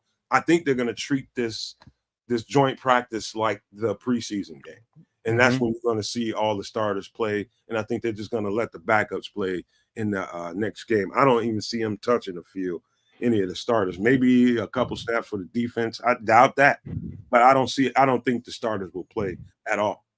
Then what about game 4? What do you think they're going to do in Kansas City? Oh, at least a half. Everybody a half, maybe 3/4. Depends. I think Caleb needs minimum of a half of action. Minimum. Okay. Minimum. 3/4 would be great, but I think a minimum of a half. Okay. A little weird, a little different than it was growing up. Remember, game 3 was the game that the starters played the first halves, maybe even started the second half for a series, and then game 4 was all, youngsters trying to make the squad. So you see a little different. So game 3, starters don't play, but game 4, you think the starters, fine tune it for the regular season. Yeah, I think I think for us, it's important for Caleb to get into the regular season with some positive, let's just say some positive reps on offense to really, really get a feel for. I think he needs to play a half, man. I just can't see him playing any less than a half in that last game. I think it's almost cheating him. Doesn't matter who they put out there. I think he needs to be a half. I think if you think about it, Shawn, most teams are gonna be trying to see what they can get out of first team offense, first team defense for at least. I think it's going to be at least 2 quarters. I don't see any other way around that last game. But I think this coming game against the Bengals, I think they're going to get everything they need out of those reps against the first team in practice. I don't see them needing to put the starters out there in the actual game. Yeah, I don't know, because it's only one practice. I guess it's only one game on Saturday too, but I don't know. I'm thinking if they're going to play they would play a half, but who knows? You might be right. I mean, we'll be able to talk about it next week, but you might be right, man. And that I'm anxious to see how well they do. So we'll see. It's going to be a good litmus test. I want to see how this practice goes today. I want to see how this fresh meat, basically. I've talked about it earlier. What about having someone new get you excited when you're not hitting the same dude over and over and over again? That's a big thing for players. Just touch on that just a tad as they get ready for the joint practice today. It's a relief, man, because you've been practicing for 3 weeks, 4 weeks, playing against guys that know exactly what's going on out there. They know the plays, they know the system, both sides of the ball. They know exactly what they're dealing with. Versus when you go live against a different team, you don't really have time to really game plan for that. You don't know what they're going to throw at you. And so everything, the coaching is going to be on the fly. The play is going to be on the fly. Your checks are going to be on the fly. They're going to throw different wrinkles at you that you didn't see coming. And for the coaches to be able to live respond to it and have the players live respond to that, it's going to be a great teach tape. And so this is probably going to be, for Caleb, in that joint practice, best simulation of a real game that he's going to have so far. And he's going to get a lot of reps out there against him in that joint practice. And he'll get to see what an NFL defense will do to you that doesn't look like the Chicago Bears defense, and see what kind of, they're going to give him some problems. And so, we're going to get a chance to hear how he responded to him. And I think that's the most important thing. How do they respond to something live when they're getting stuff thrown at them that they don't see coming? Nomad, great stuff today, buddy. I really appreciate it, man. Great stuff. I love talking football with you, as always. This is why I do it on your show as well. I love it.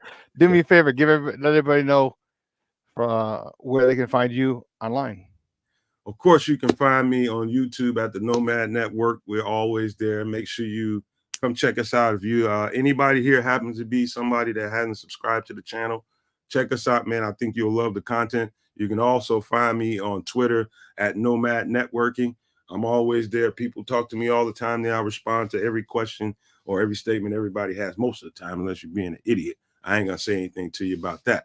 But that being said, man, hey, man, I had a good time with this.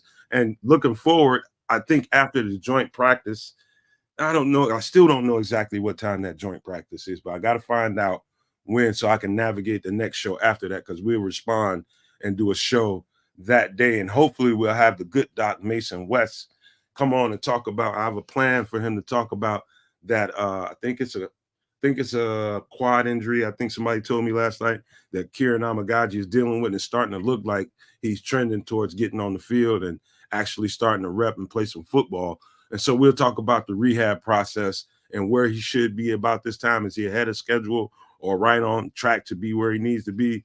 Just trying to have the good Doc come on and talk about that. Ooh, great stuff, man. Great stuff. Man, we'll be in touch soon, and we'll be in touch soon. We'll probably talk after the show. Call me later, man, because I got to go take care of some stuff. All right, man. Bet. Thanks again. All right, man. Y'all take care, man. Love you, no maniacs. Love you, sports zoners, man. Y'all stay family and stay united, man. Peace out.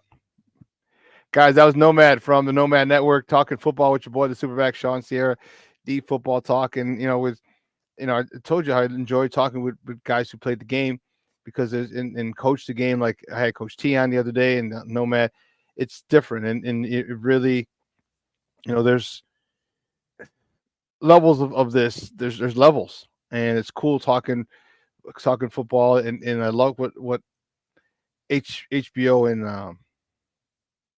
and Hard Knocks are doing. They're kind of bringing you in onto, into behind the scenes. Again, I could understand if you're a player, you don't want it, and why the Bears didn't want it, but it gives people what it's doing. Here's the thing it's doing. It's humanizing the Bears. It's humanizing their players. All right. You don't get to see them. They got the helmets, the mask, the face mask. So you don't get to see them, their emotions all the time. It's not like basketball. It's not like baseball. All right. Where they don't have those things covering their face. It's humanizing this Bears team to the city and during this rebuild. And I think that is paramount. All right. There are going to be tons of, 18 jerseys, 15 jerseys. Man, there's going to be tons of them, and rightfully so. So glad to see it. I'm glad that it's starting to gel. And I couldn't be happier. Listen, 2 hours is come and gone, man. I want to thank my guest, Nomad, for coming on, talking Bears football with me. Whew, I got from CrossFit. She was out there. You might have heard her earlier saying goodbye. But guys, great show. Great show. For everyone here at Sports Zone Chicago, Elliot Baez, our executive producer, Clarence Counselor, our social media guy, my co-host, Innocentia Maya. I'm your boy, the Superback, Shawn Sierra. Guys, have a phenomenal day. It's going to be a beautiful day today. It's the 80s. 80s. No, let me see it. Yeah, high of 85. Ooh, maybe I want to go to the. Oh, I can't. Jason, if you're still on, I will. I'll call you a little bit. We'll set up the time for the meet at the game today. I'll be at the Sox game tonight. Looking forward to that. So, guys, you have a phenomenal day. All right. Make sure that you let your loved ones know you love them. All right. Life is not promised, and man, it moves fast. And if you're not ready, it'll knock you down. All right. So listen, have a good one. Have a good day, folks. I am out here. This will be replayed tonight at 6. I'm your boy, the Superback. I am out.